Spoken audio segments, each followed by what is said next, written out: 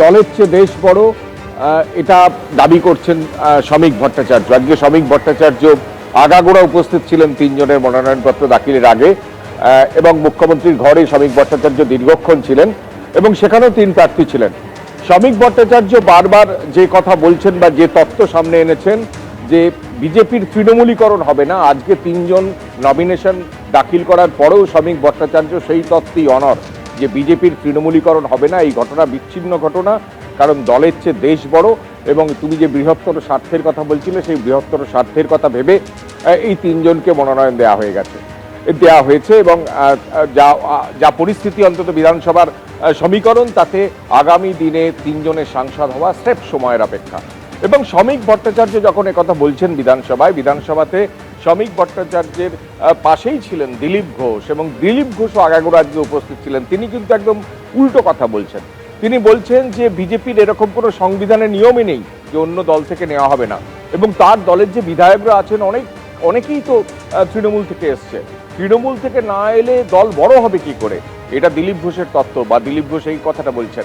এবং এটাও বলছেন যে অতীতে কংগ্রেস এবং সমাজবাদী পার্টি থেকে তাদের উত্তরসূরিরা তারা বিজেপিতে যোগদান করেছেন এবং বিজেপিতে যোগদান করেই বিজেপি আজকে বড় হয়েছে, দেশের মধ্যে বৃহত্তম দল এবং রাজ্যে ক্ষমতায় এসছে।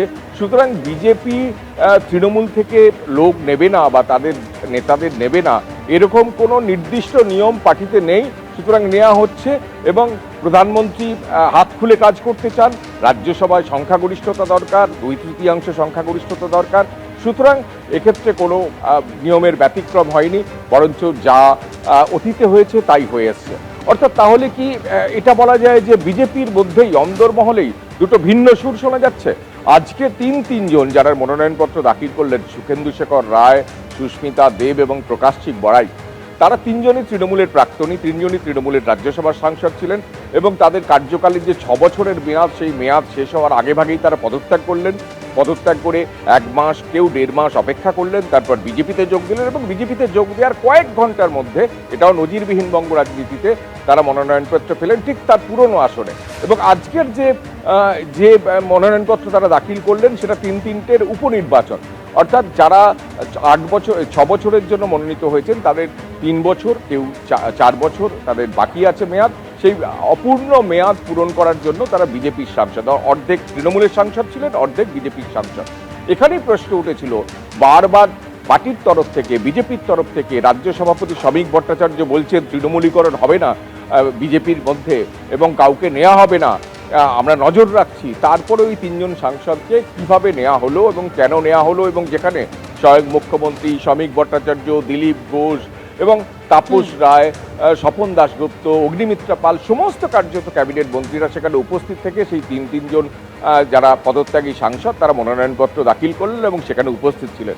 সুতরাং এক্ষেত্রে প্রশ্ন উঠল, তাহলে কি বিজেপি তার সংকল্প থেকে বা তার যে তত্ত্ব থেকে বিচ্যুত হলো? শ্রমিক ভট্টাচার্য সেই তত্ত্ব মানতে নারাজ। তিনি বলছেন এটা বিচ্ছিন্ন ঘটনা, বৃহত্তর স্বার্থ এবং দলের চেয়ে দেশ বড়, সেই তত্ত্বে এটা হয়েছে। আগামী দিনে কোনো তৃণমূলী বিজেপিতে আসতে পারবেন না, দরজা বন্ধ।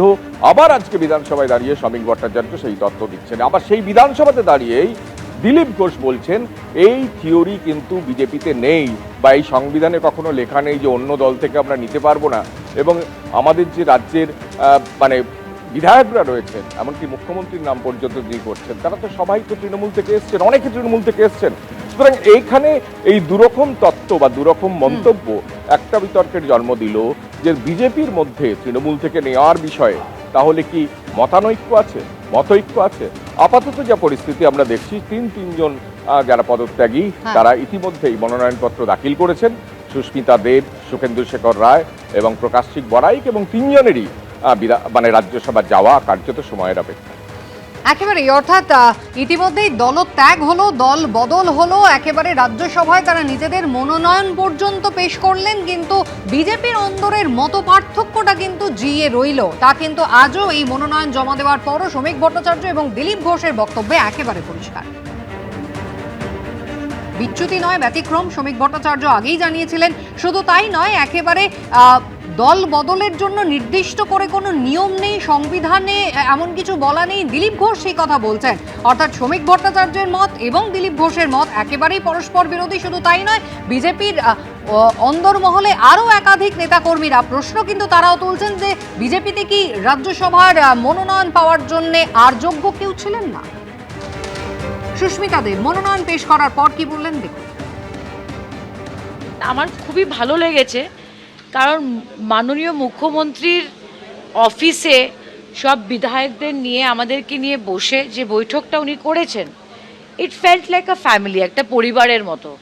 কারণ এই সেন্টিমেন্টটা আমি খুবই ভালো করে বুঝি যে আমরা বিজেপিতে জয়েন করেছি রিসেন্টলি, আর জয়েন করার পরে রাজ্যসভাতে আবার প্রার্থী হয়ে দাঁড়ানো, সেটার জন্য আমি কৃতজ্ঞ মুখ্যমন্ত্রীর প্রতি, বিধায়কদের প্রতি।